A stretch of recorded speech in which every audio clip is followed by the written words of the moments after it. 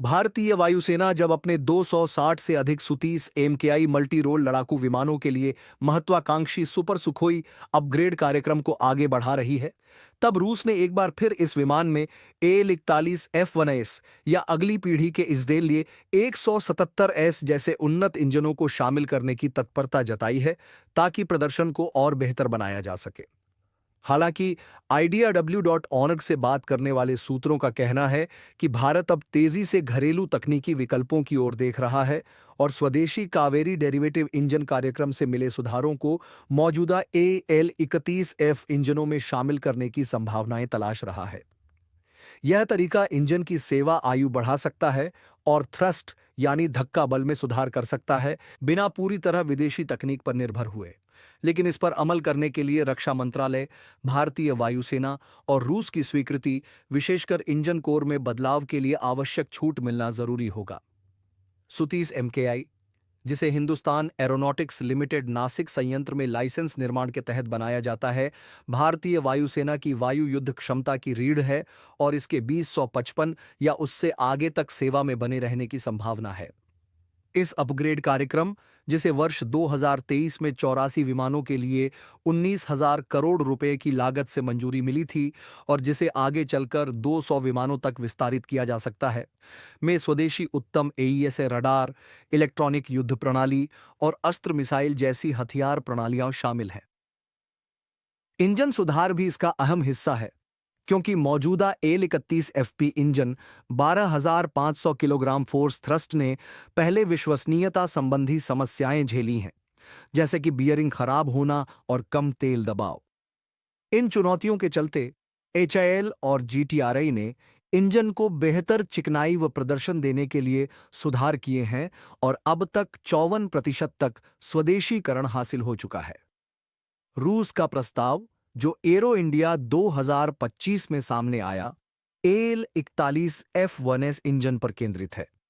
यह इंजन सु-35 और शुरुआती सु-57 वेरिएंट में लगाया जाता है और 14,700 किलोग्राम फोर्स थ्रस्ट देता है, जो AL-31FP से लगभग 18% अधिक है। इसमें 13% बेहतर ईंधन दक्षता, ज्यादा थ्रस्ट टू वेट अनुपात और सेवा आयु 4,000 घंटे तक बढ़ाई गई है। रूसी कंपनियों रोसोबोरोन एक्सपोर्ट व यूनाइटेड इंजन कॉरपोरेशन का कहना है कि यह इंजन सु-30 एमकेआई में लगभग ड्रॉप इन यानी सीधा प्रतिस्थापित करने योग्य है। इसमें बहुत कम बदलाव की जरूरत होगी और इसे HAL के कोरापुट डिवीजन में स्थानीय उत्पादन के जरिए मेक इन इंडिया के लक्ष्य के साथ जोड़ा जा सकता है।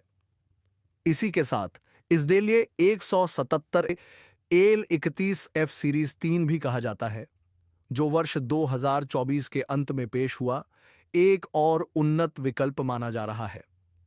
यह लगभग 14,500 किलोग्राम फोर्स थ्रस्ट देता है, 6,000 घंटे की सेवा आयु जो एल-31FP से दोगुनी है, बेहतर ईंधन बचत और stealth treated thrust vectoring nozzles जैसी खूबियां लिए है, जिससे रडार व इंफ्रारेड सिग्नेचर कम होता है। यह इंजन सु-57 तकनीकों पर आधारित है और इसे 4++ से 5वीं पीढ़ी के लड़ाकू विमानों के लिए जनरेशनल लीप माना जा रहा है। इसकी बनावट एल-31FP जैसी ही है, जिससे इसे सु-30 एमकेआई में आसानी से लगाया जा सकता है। इसके बावजूद भारत ने फिलहाल 84 विमानों के लिए अपग्रेडेड एल-31FP इंजन को ही चुना है। इसके लिए सितंबर 2024 में 26,000 करोड़ रुपए की डील 240 इंजनों के लिए साइन की गई थी, जिनकी डिलीवरी वर्ष 2025 से शुरू होगी। सूत्रों के अनुसार HAL का उत्पादन मौजूदा समझौतों से बाधित है, जिससे कुछ घटकों का निर्माण बिना रूसी अनुमति के संभव नहीं है। रूस से मिली तकनीकी सहायता यानी टेक्नोलॉजी ट्रांसफर के चलते कुछ बड़े छोटे बदलाव HAL और GTRI कर पाए हैं, जैसे कि नई सामग्री का प्रयोग और बेहतर मॉनिटरिंग सिस्टम, जिससे इंजन की आयु बढ़ी है। लेकिन कंप्रेसर और टरबाइन सेक्शन जैसे कोर हिस्सों में बड़े बदलाव के लिए रूस की मदद, अतिरिक्त निधि या विशेष छूट जरूरी है। यहीं पर कावेरी डेरिवेटिव इंजन कार्यक्रम संभावनाओं का रास्ता खोलता है।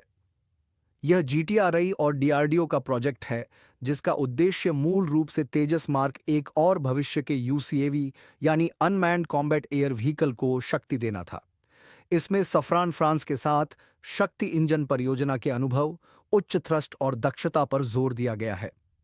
सूत्र बताते हैं कि केडी से जुड़े कई सुधार, जैसे advance blade cooling, digital controls और बेहतर गर्मी प्रतिरोधी सामग्री को AL31F इंजन के कोर पर लागू किया जा सकता है अगर मंजूरी दी जाती है। इससे 10 से 15% तक अतिरिक्त थ्रस्ट, लंबी सेवा अवधि और अपेक्षाकृत सस्ती लागत पर समाधान मिल सकता है, जबकि पूरे इंजन के आयात की जरूरत नहीं पड़ेगी।